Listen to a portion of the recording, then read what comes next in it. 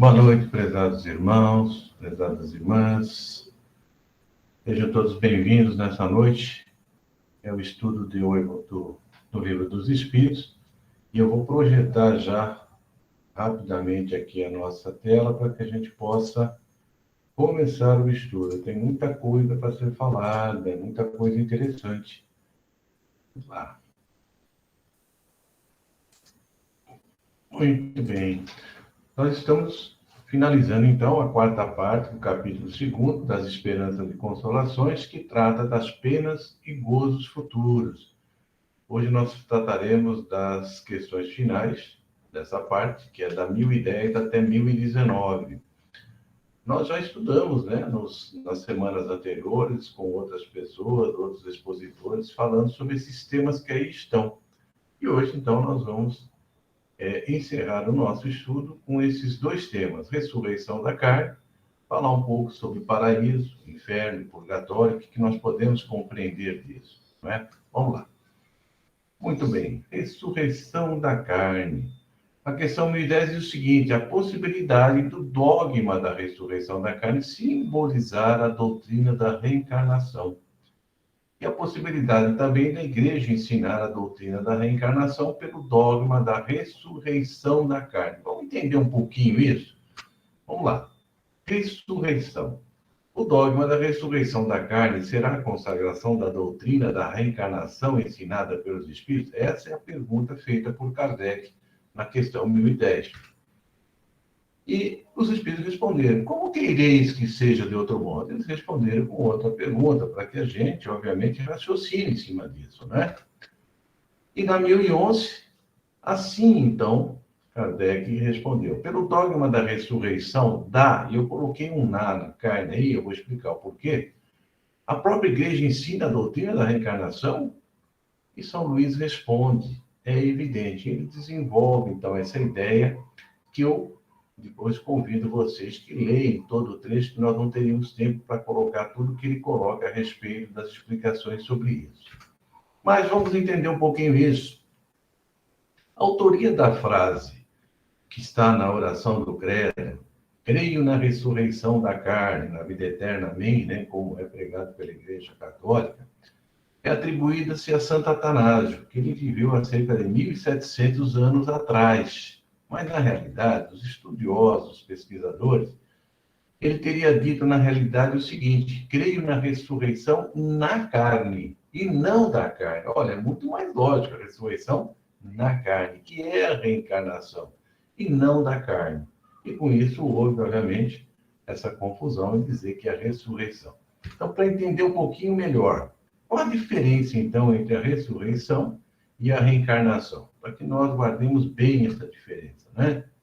A ressurreição é voltar à vida do corpo que já está morto, o que a ciência demonstra ser impossível, porque, obviamente, os elementos se decompõem, vão se incorporar novamente à natureza e ficaria impossível a reunião de tudo isso novamente, tá certo? E a reencarnação?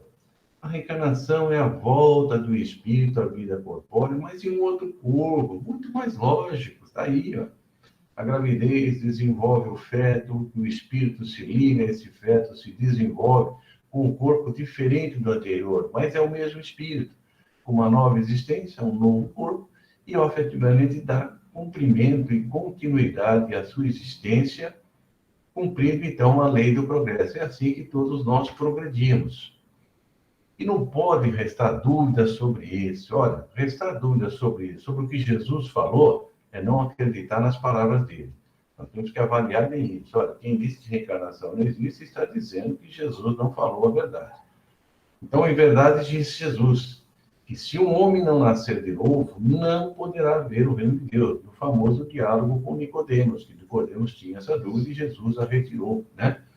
E disse: não te admires de que eu te tenha dito. É necessário que torneis a nascer. Então, a reencarnação é um fato e, obviamente, a lógica e a razão nos diz que ela é muito mais lógica do que falar em ressurreição de um corpo que já se decompôs.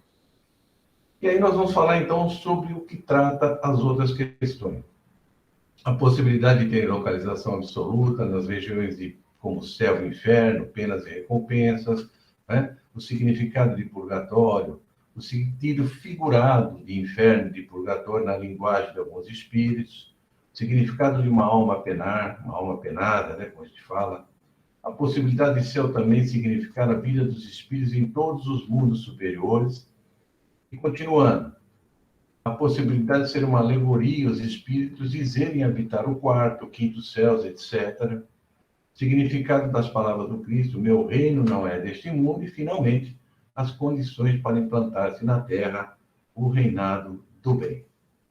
Vamos falar, então, sobre o céu e paraíso. Oh, como nós gostamos do céu, né? Todos nós queremos ir para o céu, mas tem gente que quer ir para o céu, mas não quer morrer, né? É o estado, como diz Jesus, venturoso da alma. O reino de Deus, diz ele, está dentro de vós. O que ele quis dizer? O céu nós construímos dentro de nós mesmos, com a felicidade interior do dever cumprido, não é? Com a consciência tranquila, sabedores que encontraremos, obviamente, um mundo melhor quando aqui nos libertarmos do planeta de provas e expiações. O céu. Os antigos acreditavam na existência de muitos céus, isso é fato. Mas isso é por causa que usavam os espíritos de linguagem figurada. O que a doutrina espírita veio revelar, então, sobre o céu? Allan Kardec, no Céu e Inferno, na primeira parte, terceiro, no item 15, ele diz que a felicidade existe em qualquer parte. Nenhum lugar lhe é circunscrito e assinalado no universo. Olha, ele fala sobre o universo por quê? As várias moradas, os universos, tudo isso aí está, obviamente, ocupada por espíritos. E a felicidade existe em qualquer parte, já que o reino de Deus está dentro de nós. Obviamente, ele vai estar em qualquer lugar do universo. Então, das qualidades do indivíduo é que depende a felicidade, e não do estado material do meio que ele se encontra. E não é assim conosco. Quem está com bem com a vida, ele está bem em qualquer lugar, não é? Temos dificuldade de imaginar que seja o céu. Por que isso acontece conosco? O espírito humano, está lá no Evangelho, no capítulo 3º, foi engenhoso para pintar os tormentos do inferno, mas não pôde representar as alegrias do céu. Porque ele, sendo inferior, só suportou penas e misérias. Ele só pode falar, obviamente, do que conhece. E o justo na erraticidade? Olha que beleza. Eleva-se e percorre o espaço e os mundos, usufrui de resplendente claridade, convive com aqueles que ama, ele vai a qualquer lugar, seu pensamento se movimenta com rapidez, é uma felicidade indizível, é leve, flui dessa felicidade. E nos mundos superiores, então, que também, obviamente, é morada dos espíritos felizes, né? A vida, está lá no capítulo 3º do Evangelho, dos mundos superiores, é isenta de cuidados e angústias, ela é mais longa e sem temores. Eu não vou descrever cada um dos itens aqui colocados, mas está lá definido bem no capítulo 3º do Evangelho, há muitas moradas na casa do meu Pai. São essas moradas felizes que Jesus efetivamente disse aos seus apóstolos, né? Creem em Deus, creem também em mim, há muitas moradas na casa do Pai. E como há moradas, meus irmãos, como há moradas. A morte para eles é uma transformação feliz e desejada. Não estão sujeitos a necessidades, a doenças ou deteriorizações. O corpo é sutil, leve, belo, aperfeiçoado, purificado e radiante. Que beleza! Seus sentidos são delicados e percepções sofisticadas. Eu não consigo nem imaginar que percepção sofisticada seja essa. Mas deve ser algo maravilhoso. Locomoção rápida e fácil, através da volitação. Crescimento rápido dos corpos. Infância curta ou quase nula. Não passa pelos processos da infância que nós passamos aqui, né? Com os nossos sofrimentos até adquirirmos. Então, não, eles crescem rápido. Relações amigáveis entre os povos. Laços de amor e fraternidade unem a todos os espíritos. Olha que maravilha, que mundo maravilhoso um local desse. Não há ambição, não há guerra e nem explorações. Olha, agir com o próximo como gostaria que o próximo agisse conosco, sem explorações. Não há senhores ou escravos e nem privilégios. O único privilégio que há é a competição para quem faz o melhor ou quem faz mais bem do que o outro, quem executa melhor a lei de amor. A autoridade é respeitada, a autoridade é moral. E aí, os diferentes meios do mundo espiritual, eles variam infinito para o espírito.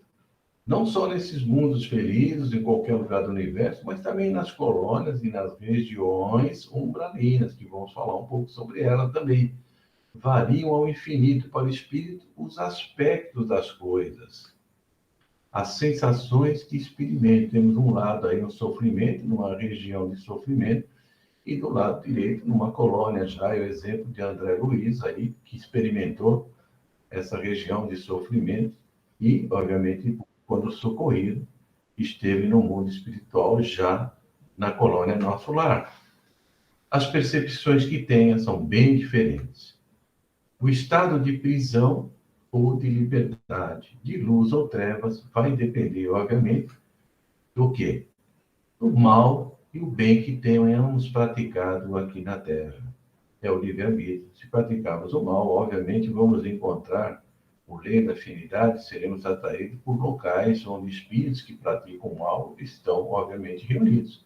Se praticarmos o bem, é aquilo que nós falamos, a consciência tranquila, mais leve, e ambientes, obviamente, muito mais espiritualizados.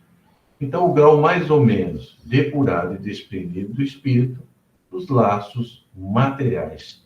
Aquele que se prende à terra, às coisas materiais, à posse dos bens, à competição desonesta, etc., fica preso a isso, fica preso à matéria. Jesus tinha horror à matéria.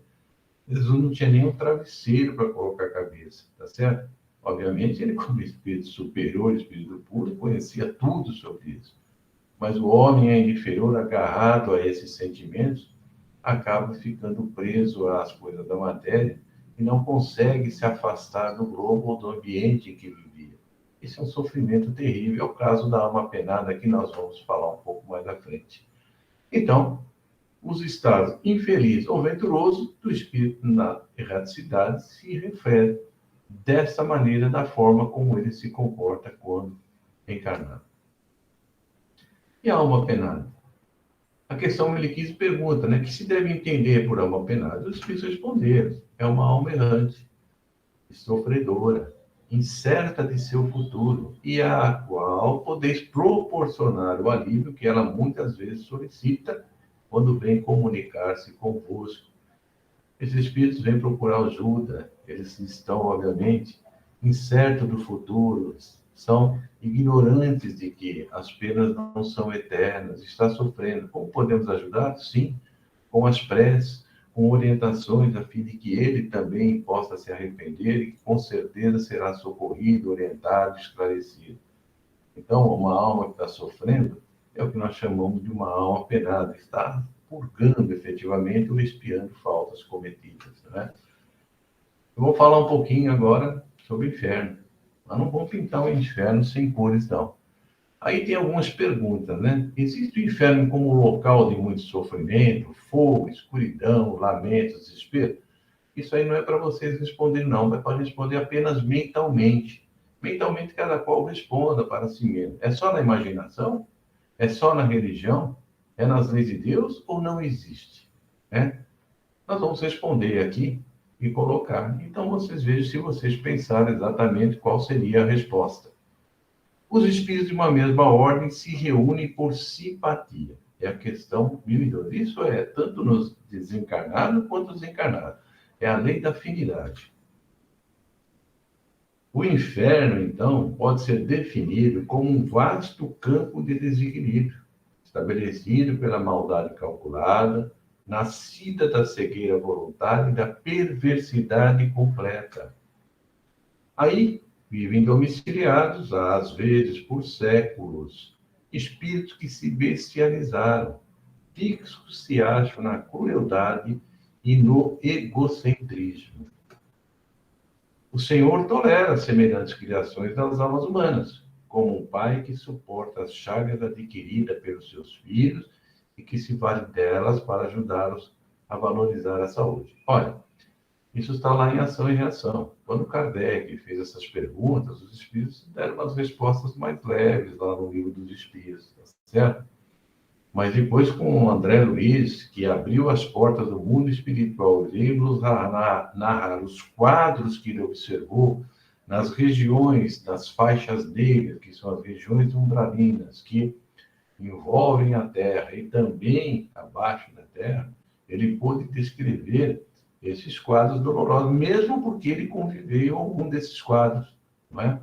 E o João comentou sobre isso na ação e reação, os estudos estão sendo feitos de férias, mostrando uma dessas regiões ali, em que são socorridos em um castelo, os espíritos que se arrependem, e eles sempre recebem ajuda. O que é importante nós frisarmos é que não existe pena eterna e nem castigo eterno, desde que o espírito se arrependa e que ele quer efetivamente modificar, ele é socorrido por equipes responsáveis e retirado do ambiente em que ele se encontra.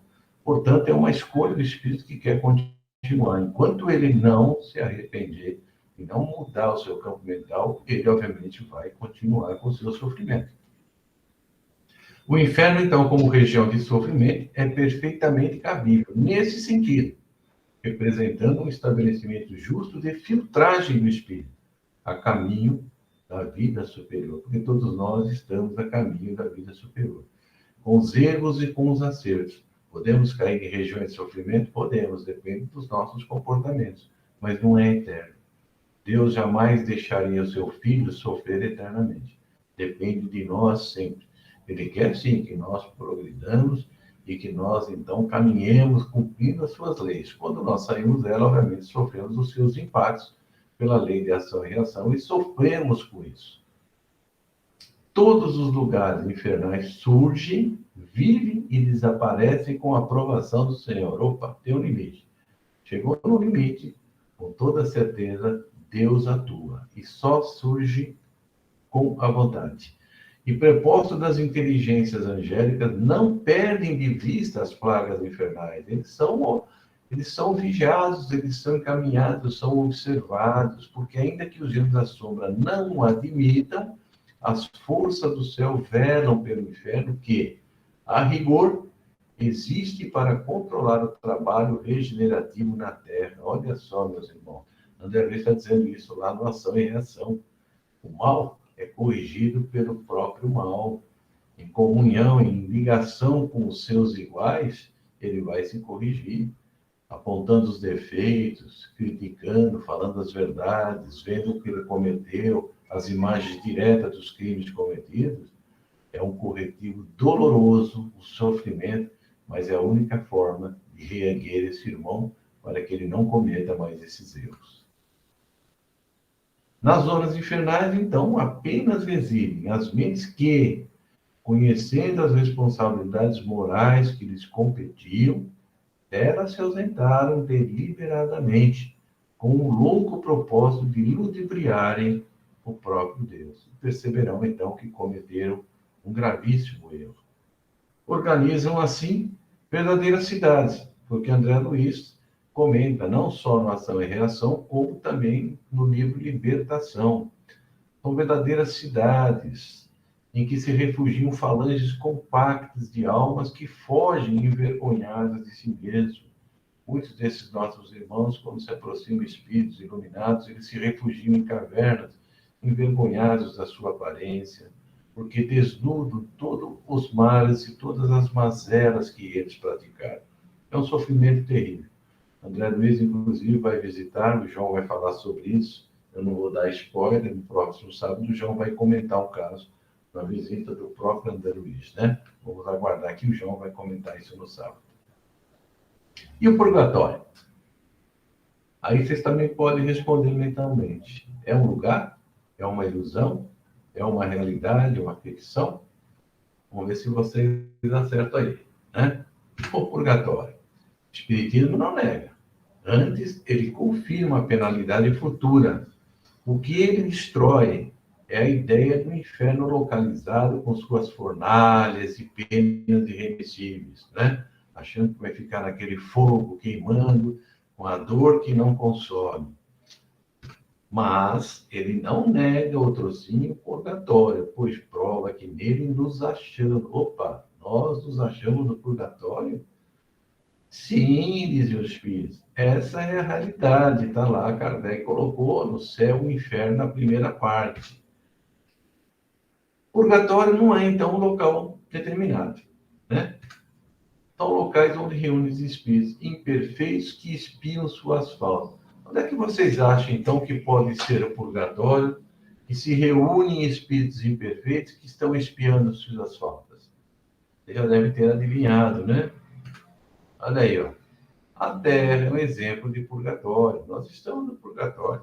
Eu lembro quando era criança, quando falava no céu, inferno e purgatório, eu falava, eu quero ir pelo menos para o purgatório. Porque de lá eu sei que eu ia sofrer um pouquinho, mas que eu ia sair dele, né? Eu não sei quando eu vou sair da Terra, mas eu não sei nem se vou ficar na Terra, né? Com essa transição. Mas, de qualquer forma, a Terra é um purgatório, né, para nós. E o purgatório consiste nas provas da vida corporal. Pronto. Todas as provas que nós passamos, alguns com provas mais dolorosas, outros com provas mais leves, mas todas elas, não existe um espírito sequer que não tenha prova ou expiação. Ele está purgando, depurando o seu espírito a fim de que mereça um local melhor. Então, o purgatório é real? E como é que nós nos libertamos dele? Né? Vamos ver como é que a gente se liberta? Aí, ó, Kardec convida no céu e inferno. É, pois, nas sucessivas encarnações, que a alma se despoja das suas imperfeições, que se purga, até que esteja bastante pura para deixar os mundos de expiação, como a terra, né? A palavra purga, né, dá uma sensação assim daquele furúnculo, né, que quando a gente espreme e coloca tudo para fora daquele alívio, né? Colocamos para fora toda a nossa podridão, todas as nossas imperfeições, e aí temos aquele alívio naquela dor que passou, estamos com a consciência tranquila e temos, então, condições de habitar mundos melhor do que a Terra. E aí o Espírito, ainda dentro desse tema, fala sobre a Terra regenerada. Olha a palavra de Jesus do Sermão da Montanha, discorrendo sobre as bem-aventuranças, ele disse: bem-aventurados que são mansos e pacíficos, porque eles herdarão a terra. Como é que isso acontece, hein, gente? Nós já estamos vivendo isso, então. Nós estamos falando já há algum tempo nas exposições, nos estudos, tanto do Evangelho, quanto no próprio Livro dos Espíritos, quanto nos cursos de fé, falando que estão passando por um momento de transição. Que o nosso planeta, por ser de provas e expiações, o Gilson já comentou isso várias vezes, até fez slides mostrando. Nós, então, estamos passando para um mundo de regeneração. Mas isso é um processo rápido? Não é um processo rápido, é um processo lento, não é? Não se pega, por exemplo, olha, da noite para o dia, hoje é prova e expiação, no dia seguinte já é regeneração. Não é assim que a coisa funciona. A lei divina, ela é pautada pelo amor. É justiça? Sim, ela é justiça, mas ela é acompanhada sempre pelo amor aos seus filhos. E, obviamente, há que ter muito critério e muito cuidado a fim de que se faça essa seleção. E é por meio do progresso moral, então, que o homem vai atrair para a Terra os bons espíritos e dela afastará os maus. Nós já estamos vivendo esse momento. Vamos relembrar, então, que as quatro grandes raças que deram origem, aliás, os espíritos que deram origem às grandes quatro raças, aproximadamente 4.000 anos atrás, vieram de um planeta da constelação do Cocheiro, que orbitava uma estrela de Capela, e que vieram aqui para a Terra porque foram afastados, porque já não comportavam permanecer naquele planeta, porque eles estavam causando distúrbios para aquelas entidades que lá estavam. E eles vieram aqui para a Terra e foram acolhidos por Jesus, que nós falamos, somos exilados de Capela. E Jesus os acolheu amorosamente, lhes prometeu que não lhes faltaria o amparo e que ele próprio depois também desceria para auxiliá-los e trazer, obviamente, outros ensinamentos, como realmente aconteceu. E deram aquela origem às quatro raças, que foram os hindus, os hebreus, os arianos e os egípcios. Com dupla missão, eles teriam que ajudar o desenvolvimento do planeta, que eles fizeram, e também ajudar o progresso daqueles espíritos que já habitavam a Terra, que eram inferiores. E o que está acontecendo agora? Na Terra vai acontecer a mesma coisa, vai haver o degredo. Já está havendo o degredo, já estão deixando as esferas magnéticas da Terra e indo para outros mundos espíritos que já não podem mais retornar. Por quê? Porque vai atrair os bons espíritos, estarão reencarnando, renovando lentamente as novas gerações. E esses espíritos, então, serão conduzidos para mundos condizentes com as suas afinidades, com as suas imperfeições. E eles, igualmente, como fizemos nós, provavelmente, que fomos degradados no passado, igualmente participar do progresso desses mundos para onde eles serão encaminhados, até que possam retornar para o mundo melhor. E a Terra, então, meus irmãos, será a habitação dos bons. Promoverão aqui o progresso do planeta, as ciências, as artes, a medicina e todas as leis da sociedade, tudo que nós temos em relação, promoverão um progresso extraordinário. Serão como nós mostramos lá atrás, nos primeiros slides, naquela vida, né, nos mundos superiores, não estarão como, obviamente, no mundo superior daquele tipo, mas já será muito melhor, porque o bem será a maioria. E o bem sendo maioria, o mal sentirá vergonha quando se expressar. Então será a habitação do mal. Mas isso é um processo que é lentamente, não é? Poderá demorar alguns séculos aí para frente, mas é sem retorno. Já começou a transição planetária, as mudanças que estão vindo, não há como mais pararem. Elas promoverão realmente o progresso do planeta. E quando a Terra, então, houver se transformado em morada do bem, o homem deixará, então, de ser infeliz. Meus irmãos, o estudo da noite é isso, né? Vamos deixar aqui algumas reflexões também, concluindo o nosso estudo, lembrando da frase: a cada um segundo as suas obras, tanto no céu como na terra. Tal é a lei da justiça divina. Não bastará clamar, Senhor, Senhor, para atravessarmos vitoriosamente as portas da iluminação espiritual para a vida eterna. Prestemos atenção nisso. O problema da redenção não está situado em nossos lábios, mas, acima de tudo, em nosso coração, em nossos braços, que devemos mobilizar a serviço dos outros e em favor de nós mesmos. O caminho, não há outro a não ser o que Kardec colocou. Fora da caridade não há salvação. E aqui, meus irmãos, encerrando o nosso estudo, a nossa bibliografia, agradecendo aí a Jamila por ceder os slides que ela preparou para os estudos sobre esse tema, e os demais estão aí colocados na nossa apresentação. Que Jesus nos abençoe e agradecemos a oportunidade de poder levar a palavra até vocês e nos preparemos então agora para o nosso tratamento espiritual. Que a paz de Deus permaneça conosco, meus irmãos.